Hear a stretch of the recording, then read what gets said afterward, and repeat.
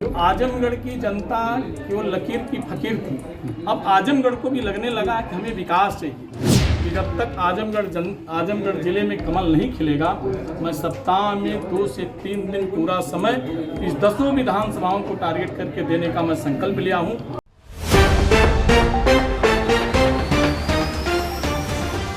आजमगढ़ पहुंचे भाजपा के नवनियुक्त प्रदेश मंत्री सहजानंद राय। बोले 2027 में जिले की सभी सीटों पर कमल खिलाना हमारा संकल्प।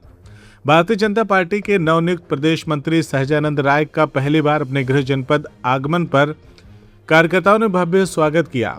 जगह जगह फूल मालाओं, ढोल नगाड़ों और जोरदार नारों के बीच उनका अभिनंदन किया गया। इस दौरान सहजानंद राय ने पार्टी के राष्ट्रीय और प्रदेश नेतृत्व का आभार व्यक्त करते हुए कहा कि आजमगढ़ की मिट्टी ने उन्हें पहचान और संस्कार दिए हैं, इसीलिए सम्मान पूरे जिले की जनता का सम्मान है। सहजानंद राय ने कहा कि उनका राजनीतिक जीवन भारतीय जनता पार्टी की देन है। अब प्रदेश मंत्री बनाए जाने पर उन्होंने शीर्ष नेतृत्व का आभार जताते हुए कहा कि एक सामान्य कार्यकर्ता पर पार्टी ने हमेशा भरोसा किया।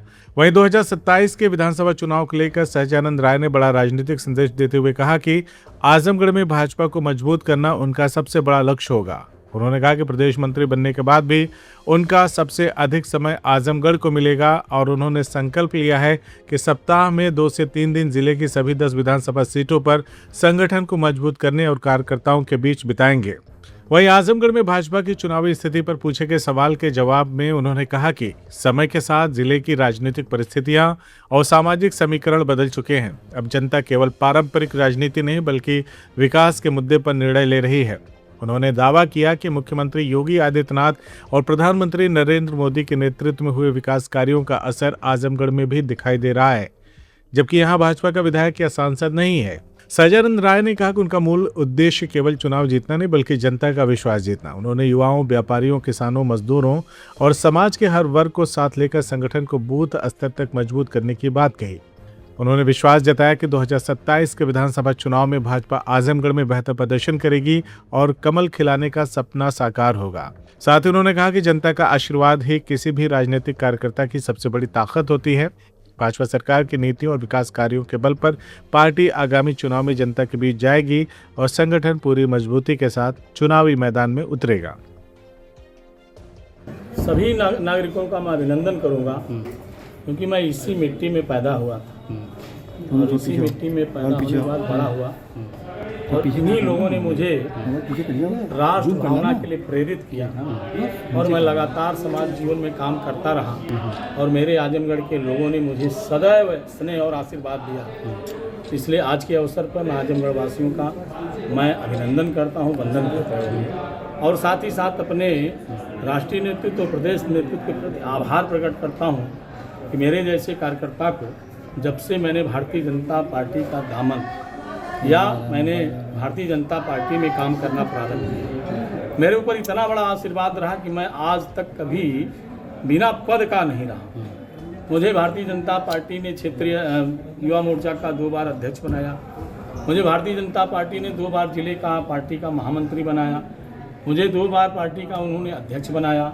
मैं गोरखपुर क्षेत्र का क्षेत्रीय मंत्री रहा, 2 बार महामंत्री रहा और एक पूरा टर्म मैं क्षेत्रीय अध्यक्ष के रूप में पूरे गोरखपुर क्षेत्र की 62 विधानसभा और 13 लोकसभा के लिए मैं दिन रात प्रयत्न करता रहा और आज उसी का परिणाम है कि भारतीय जनता पार्टी ने मुझे आजमगढ़ से गोरखपुर से उठा करके प्रदेश मंत्री के रूप में मुझे मनोनीत किया है। तो मैं अपने राष्ट्रीय नेतृत्व, प्रदेश नेतृत्व के प्रति आभार प्रकट करता हूँ और साथ ही साथ आजमगढ़ की जनता का मैं अभिनंदन करता हूँ। जिम्मेदारी बड़ी है। अब क्षेत्र से आप प्रदेश में पहुंच गए हैं, कमल खिलाने का क्या प्लान है? पहली बात तो आजमगढ़ पूरा सूखा रहता है, इसके लिए क्या प्लान है? मैं निश्चित रूप से सचिन जी आपकी बात से मैं सहमत हूँ और मेरे जैसा संवेदनशील कार्यकर्ता जो सदैव पार्टी को अपनी माँ मानता, मैं अपने जीवन में 2 मेरी माँ है, एक भारतीय जनता पार्टी है, एक माँ मेरी जिन्होंने मुझे पैदा किया और मेरे मन में सदैव विद्यार्थी जीवन से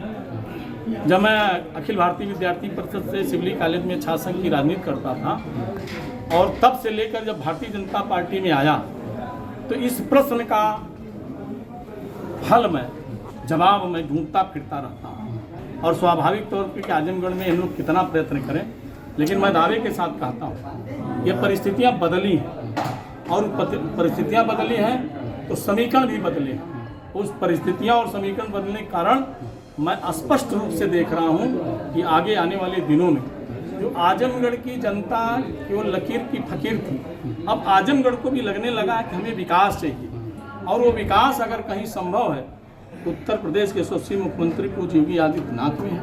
अगर वो विकास कहीं संभव है तो भारत के प्रधानमंत्री, दुनिया के सर्वमान्य नेता माननीय नरेंद्र मोदी में। इस बात को आजमगढ़ की जनता ने महसूस किया है और इस बात को इसलिए महसूस किया है कि भारतीय जनता पार्टी में हमारा कोई विधायक सांसद नहीं है, फिर भी उत्तर प्रदेश के 75 जनपदों में जैसे विकास के लिए भारतीय जनता पार्टी की सरकार काम कर रही है, उसी अनुरूप आजमगढ़ में भी हमारी भारतीय जनता पार्टी की सरकार काम कर रही है। और मैं एक संगठन का जिम्मेदार कार्यकर्ता होने के नाते, अभी क्षेत्रीय अध्यक्ष के नाते मुझे कम समय मिलता था, अन्य जनपदों में जाना पड़ता था, और प्रदेश मंत्री होने के नाते ये स्वाभाविक तौर पर मैंने ये तय किया है कि जब तक आजमगढ़ जिले में कमल नहीं खिलेगा, मैं सप्ताह में 2 से 3 दिन पूरा समय इस 10 विधानसभाओं को टारगेट करके देने का मैं संकल्प लिया हूँ। और मेरा संकल्प है कि आगे आने वाले 2027 के चुनाव में निश्चित ही भारतीय जनता पार्टी यह विजय प्राप्त करेगी। इसके लिए मैं अपने नौजवानों को, व्यापारियों को, युवाओं को, मजदूरों को, सबको आह्वान करके लेकर के चलूँगा।